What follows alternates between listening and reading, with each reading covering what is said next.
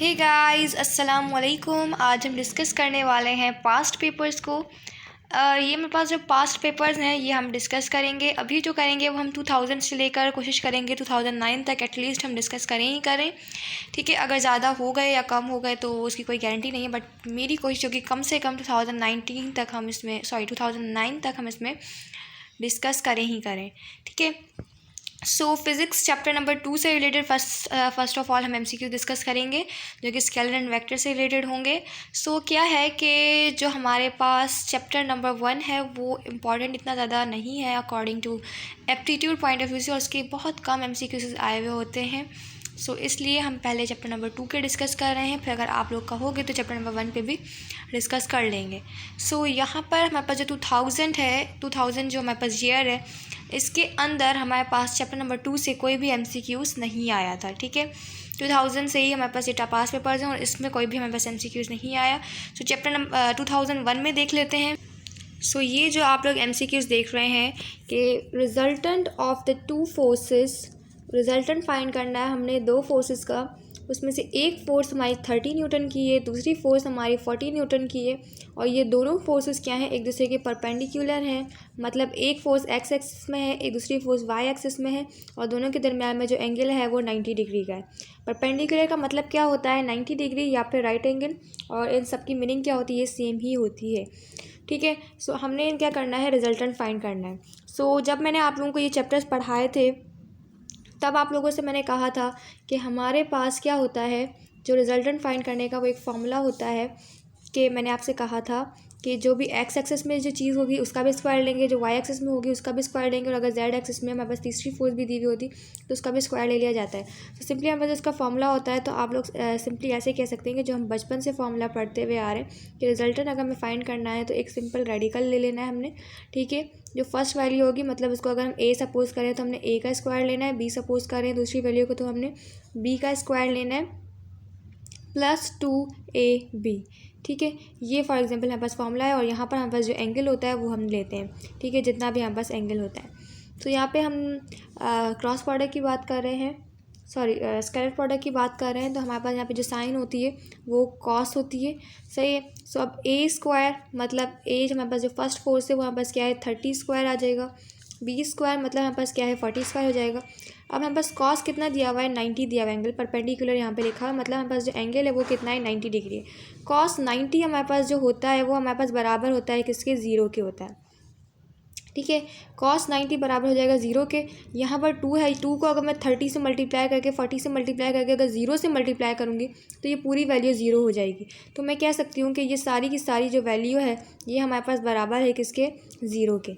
ठीक है, सो ये बात यहाँ तक आपको समझ आ जाएगी कि ये पॉइंट मैंने किस तरह से लिखा है, और ये जो मैंने सॉल्व किए हुए हैं आपको दिख रहा होगा इस पे, सब पे ही आपको मैं अगर दिखाती चलूँ इन पूरे पास पेपर्स पर आपको कुछ ना कुछ लिखा हुआ मिलेगा, क्योंकि मैंने ख़ुद ये सॉल्व किए हैं एमसीक्यू से, खुद मैंने ये पास पेपर सॉल्व किए हैं ख़ुद तैयारी करते वक्त। सो आपको इनके सॉल्यूशंस यहाँ पे मोस्टली लिखे हुए मिलेंगे। सो ये डायरेक्ट मैंने किए हुए क्योंकि मेरे कॉन्सेप्ट्स अल्हम्दुलिल्लाह काफ़ी क्लियर थे।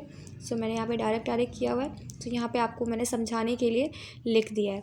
ठीक है, सो ये चीज़ पूरी क्या हो जाएगी, ज़ीरो हो जाएगी। अब 300 का जब मैं स्क्वायर लूँगी, सॉरी 30 का जब मैं स्क्वायर लूँगी तो 900 आएगा, 40 का स्क्वायर लूँगी तो 1600 आएगा। इन दोनों का प्लस करूँगी तो 2500 आएगा, और 2500 का जो रेडिकल होता है वो बस कितने के बराबर होता है, 50 के बराबर होता है। तो इसका जो हमारे पास आंसर आएगा वो क्या आएगा, 50 न्यूटन आएगा। तो हमारे पास ऑप्शन नंबर सी जो है वो इसका क्या है, राइट आंसर है।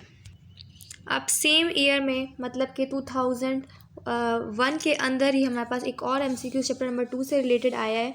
ठीक है, इसको मैं ऐसे कर लेती हूँ, आया है वो क्या है हमारे पास, ये है, मुझे कहा जा रहा है कि अगर इनका हम क्रॉस प्रोडक्ट लेते हैं ए क्रॉस बी का, तो इन्होंने हमें इस तरह से ये वैल्यू दी हुई है। ठीक है ना, तो वेक्टर बी इनमें से क्या है, हमने क्रॉस प्रोडक्ट लिया हुआ है ए और बी का, इस तरीके से इसको हमने मैनेज किया है। इनमें से वेक्टर बी कौन सा है, तो ये वाला जो हमारे पास है ना, जो ऊपर वाला है, क्योंकि जब भी हमारे पास कोई वैल्यू गिवन होती है ना तो उसको हम क्रॉस प्रोडक्ट निकालते वक्त उसको इस तरीके से लिखते हैं। ठीक है, क्योंकि जब मैंने इसकी एग्जांपल्स भी सॉल्व करवाई थी आप लोगों को, तो मैंने आपको बताया था कि ये हमारे पास एक मेथड होता है। आई थिंक क्रॉस प्रोडक्ट की हमने एग्जांपल सॉल्व नहीं किए। इंशाल्लाह नेक्स्ट मैं कोशिश करूँगी कि इसकी एग्जांपल आपको सॉल्व करवा दूँ। जैसे कि हमें एक फॉर एग्जांपल हमारे पास एक वेक्टर ए है, उसकी हमारे पास कोई भी वैल्यू है, फॉर एग्जांपल 1 2 और 3 है, ठीक है ना। ये हमारे पास आई हो जाएगा, ये जे हो जाएगा, ये के हो जाएगा। फॉर एग्जांपल बी की भी हमारे पास कोई ना कोई वैल्यू गिवन है, जैसे 4i + 5j + 6k हमारे पास वैल्यू गिवन है।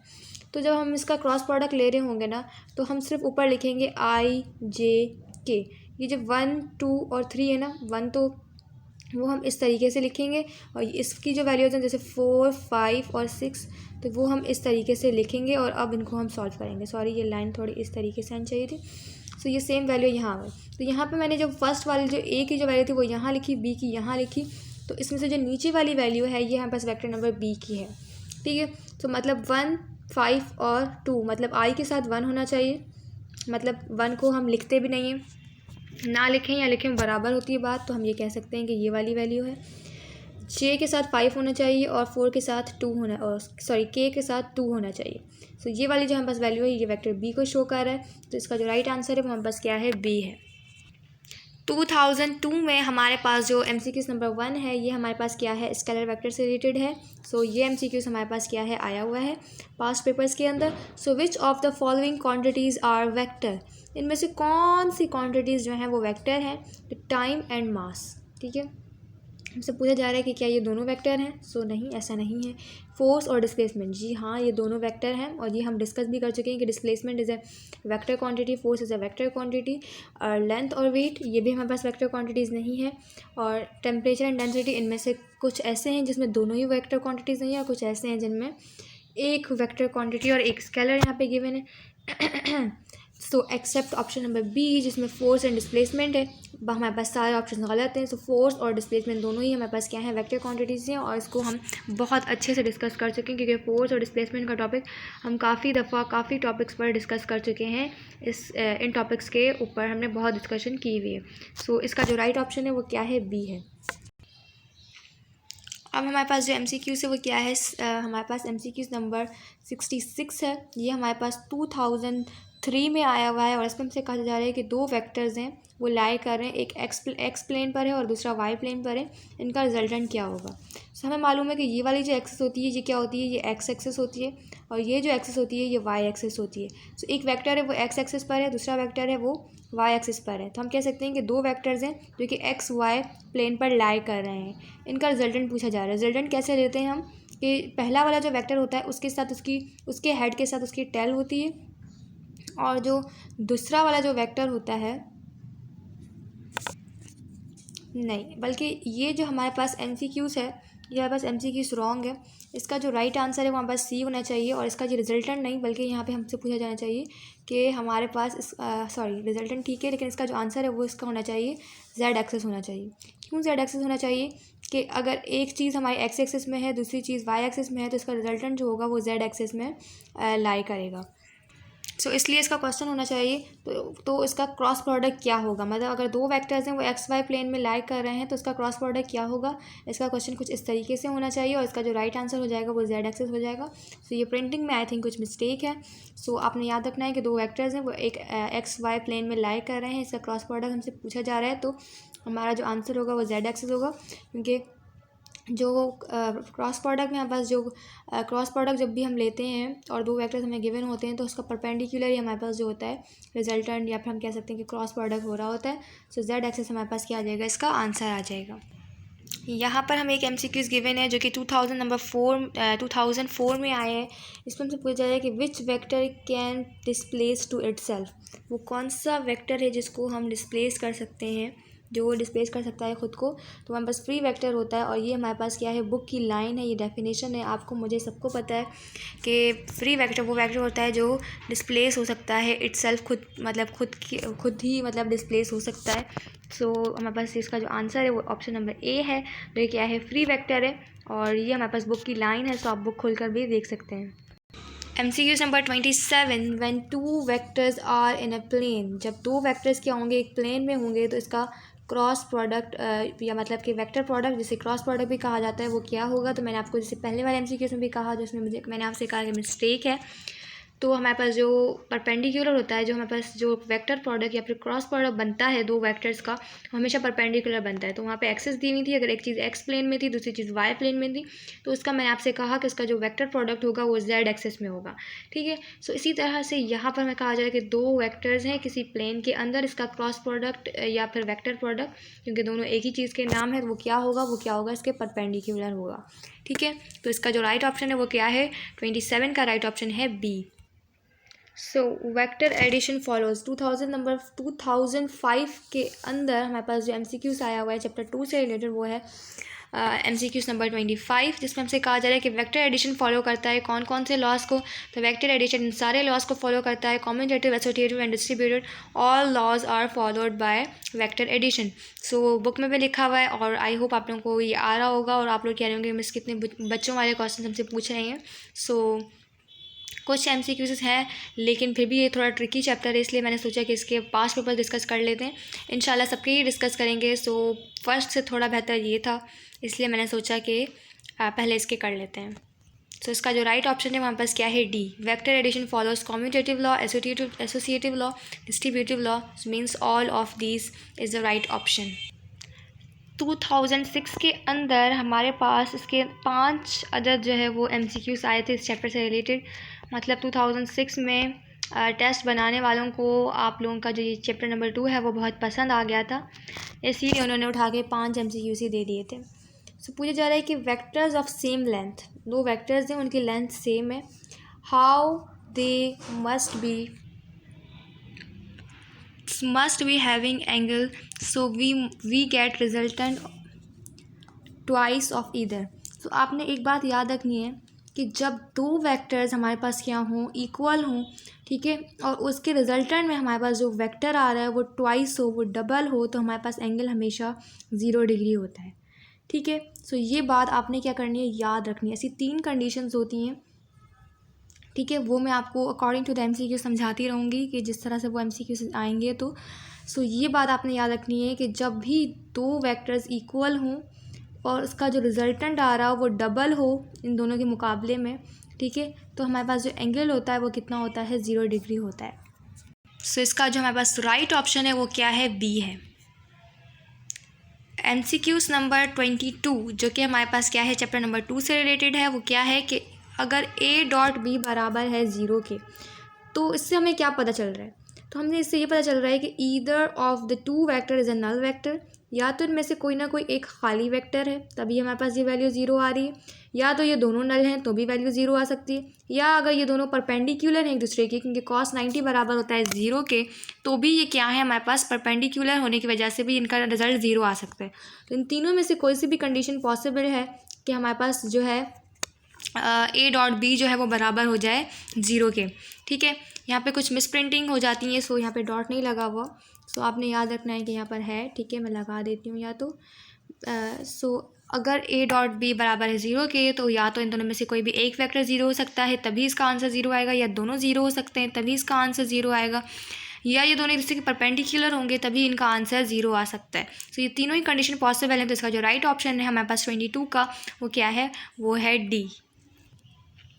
यहाँ पर हमारे पास क्या है, the scalar product of two vector A and B at an angle theta with each other है। हमसे पूछा जा रहा है कि एक स्केलर प्रोडक्ट है दो वेक्टर्स का, जैसे हमने कहा A और B, इनके दरम्यान में थीटा एंगल है, तो हमसे पूछा जा रहा है कि the scalar product two vector A and B at an angle theta, मतलब स्केलर प्रोडक्ट्स का क्या होगा। तो हमें मालूम है कि A.B बराबर होता है बस इसके AB cos थीटा है, ठीक है। ये हम सॉल्व करते हुए भी करते हैं, जिसका फॉर्मूला हम रिशफल किस तरह से करते हैं, जब एंगल फाइंड करना होता है तो हम कहते हैं कि थीटा बराबर हो जाएगा A.B over magnitude of AB, ठीक है। सो इसको ही हम क्या करते हैं, रिशफल करते हैं, ठीक है। सो यही फॉर्मूला है हमारे पास, तो हमारे पास इसका जो राइट ऑप्शन हो जाएगा वो क्या आ जाएगा, AB cos थीटा। साइन तो आता ही नहीं है स्केलर प्रोडक्ट में, और सेक की तो बात ही नहीं होती है, और ये तो वैसे ही अनकम्प्लीट है, खाली कैसे आ सकता है। सो इसका राइट ऑप्शन सी ही है हमारे पास, ठीक है। MCQs नंबर 18, ये भी हमारे पास किस चीज़ का है, इसी चैप्टर से रिलेटेड है। Two vectors A and B making an angle theta, दो वेक्टर्स हैं, एक A है एक B है, दोनों एंगल बना रहे हैं theta. The projection of B on A, projection किसकी पड़ रही है, मतलब शेडो किसका पड़ रहा है, B का पड़ रहा है, किस पर पड़ रहा है, A पर पड़ रहा है। तो हमसे कहा जा रहा है कि हमारे पास क्या होगा, can be given as, projection किस तरह से पढ़ रहा होगा। तो आपने एक लाइन याद रखनी है कि जिस पर प्रोजेक्शन पढ़ रही होती है यूनिट वेक्टर उसी का होता है और उसी का वेक्टर नीचे आता है। तो यहाँ पे बोला जा रहा है प्रोजेक्शन ऑफ बी है किसकी, बी की, पढ़ किस पर रही है, ए पर रही है, तो मतलब ए की बात हो रही है। तो इसका जो राइट ऑप्शन है हमारे पास वो बी है, ना कि डी है। काफ़ी जगहों पे ये आपको डी भी मिलेगा, बट इसका राइट ऑप्शन बी है, क्योंकि जिस पर प्रोजेक्शन पढ़ रही होती है उसी का यूनिट वेक्टर नीचे आता है, और यूनिट वेक्टर जब फाइंड कर मतलब उसी का मैग्नीट्यूड नीचे आता है और उसी का यूनिट वेक्टर हम फाइंड कर रहे होते हैं।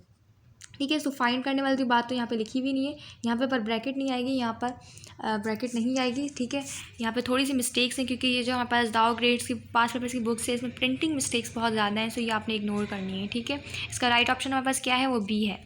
MCQs नंबर 24 हमारे पास, ये भी किस चीज़ से रिलेटेड है, ये भी हमारे पास जो है वेक्टर स्केलर से रिलेटेड है।